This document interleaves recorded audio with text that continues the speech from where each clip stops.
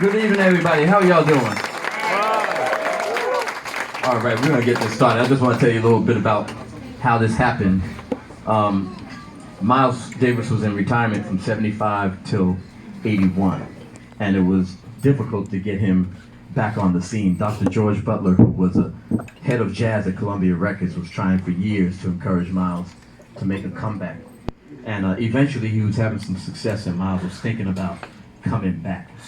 So Miles called Dave Liebman. Dave Liebman used to play sax with Miles in the 70s. And he said, Dave, I want to put together a band of young cats. Who's a good young saxophonist? And Dave recommended Bill Evans. Whoa! Bill Evans, who has to tell everybody, yeah, I'm the saxophonist, Bill Evans. Right? That's a regular characteristic of his life. Yeah, I'm the other guy, right? But anyway, Bill, you know, his first job before he played sax with Miles, his first job was just to be Miles's hangout buddy, right? He was just there to get Miles comfortable with the idea of coming back. So he would, you know, go to clubs and hear music with Miles. He'd go with Miles was a boxing aficionado, so he'd go to the gym with Miles and you know, help Miles work out. He was just Miles's boy. It was very cool. Miles got comfortable and eventually started asking Bill about musicians. And he said, well, I need a funky bass. Who's a young funky bass player here in New York? And I need to write Bill a check. Because he said, call Marcus Miller, right? So I was like, I'm minding my business, and I get a message that says, call Miles Davis. Right? He had been in retirement for like 5 years, so, you know, I didn't even know if he was still like alive, right? Because, you know, for me, it's from the age of 16 to 21, those are long 5 years, you know what I mean? So I wasn't sure. Anyway, he said, get to Columbia Studios. He called me up and told me to get to Columbia Studios in an hour. And so I ran to the studio. I told Miles when he walked in the door, I told Mike this before, I was looking up here for Miles because I figured he had to be at least 8 feet tall. But he was down here. And I said, you know, my cousin played with you. His name was Wynton Kelly. Miles said, so? Anyway, we started recording. The next day, Bill recommended Mike Stern to Miles. Give it up for Mike Stern.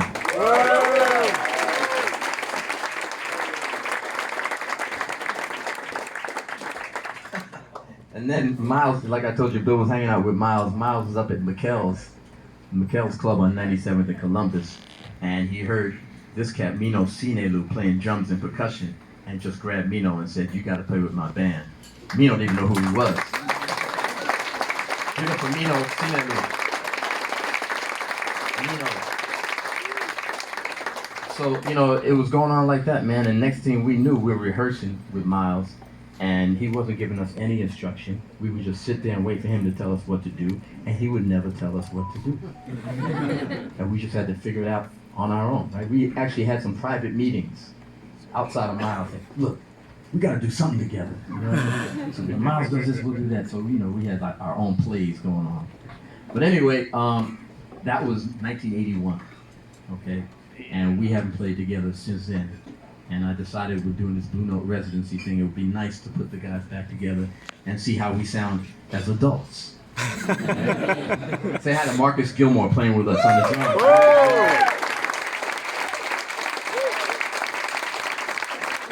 He's an adult. He's an adult. Not as adult as we, but. So I get to the studio, first day. Miles, I said, you know, Wynton's my cousin. He said, so what? I guess he said that a lot. And So what? he said, here's how the song goes. And he hits an F sharp and a G. I said, that's it. I said, that's the whole thing? He said, yeah, you got a problem with that? I said, no, I like F sharp. So you guys are gonna remember this. We start the take, Bill, and he stops us. And he says, is that all you're gonna play? F sharp and G? And I said, never mind, right? So we do take 2, and I'm like, woo. He said, what are you doing? Just play F sharp G, then shut up. said, all right, this is going to be a tricky thing. Let me just close my eyes and play what I feel. So we played, and we got through the whole take. And he goes, y'all play like a bunch of sissies. And he didn't say sissies. And then he walks out of the studio, right? I'm sitting next to the exit door, and as he walks past me, he gives me one of those. Like, I'm just messing with you. And that was the beginning. But anyway, the song is called Aïda. I just call it F sharp G. Okay? So we're gonna start the show off with F sharp G. Is that all right? It's your first bass lesson. Right?